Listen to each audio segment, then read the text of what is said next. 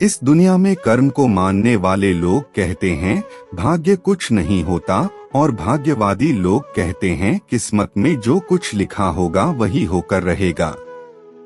यानी इंसान कर्म और भाग्य इन दो बिंदुओं की धुरी पर घूमता रहता है और एक दिन इस जग को अलविदा कहकर चला जाता है।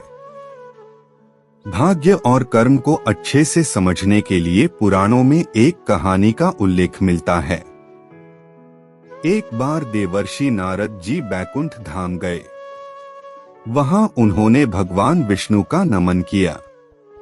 नारद जी ने श्रीहरि से कहा, प्रभु, पृथ्वी पर अब आपका प्रभाव कम हो रहा है। धर्म पर चलने वालों को कोई अच्छा फल नहीं मिल रहा, जो पाप कर रहे हैं उनका भला हो रहा है। तब श्रीहरि ने कहा, ऐसा नहीं है देवर्षि, जो भी हो रहा है सब नेति के जरिए हो रहा है। नारद बोले, मैं तो देखकर आ रहा हूँ, पापियों को अच्छा फल मिल रहा है और भला करने वाले धर्म के रास्ते पर चलने वाले लोगों को बुरा फल मिल रहा है। भगवान ने कहा, कोई ऐसी घटना बताओ। नारद ने कहा, अभी मैं एक जंगल से आ रहा हूँ। वहां एक गाय दलदल में फंसी हुई थी। कोई उसे बचाने वाला नहीं था। तभी एक चोर उधर से गुजरा। गाय को फंसा हुआ देखकर भी नहीं रुका।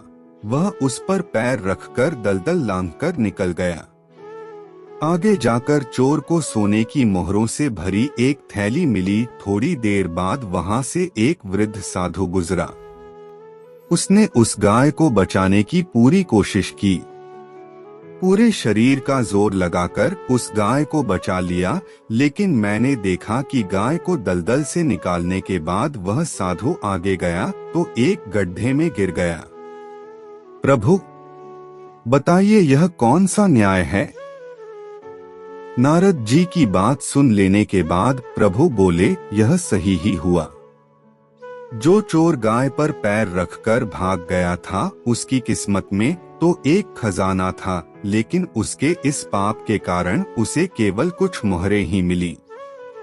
वहीं उस साधु को गड्ढे में इसलिए गिरना पड़ा क्योंकि उसके भाग्य में मृत्यु लिखी थी, लेकिन गाय को बचाने के कारण उसके पुण्य बढ़ गए और उसकी मृत्यु एक छोटी सी चोट में बदल गई। इंसान के कर्म से उसका भाग्य तय होता है। इंसान को कर्म करते रहना चाहिए, क्योंकि कर्म से भाग्य बदला जा सकता है।